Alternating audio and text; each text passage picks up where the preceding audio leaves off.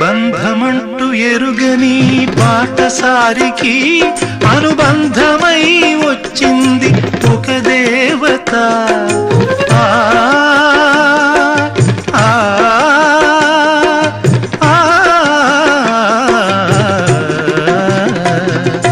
బంధమంటూ ఎరుగని బాటసారికి అనుబంధమై వచ్చింది ఒక దేవత.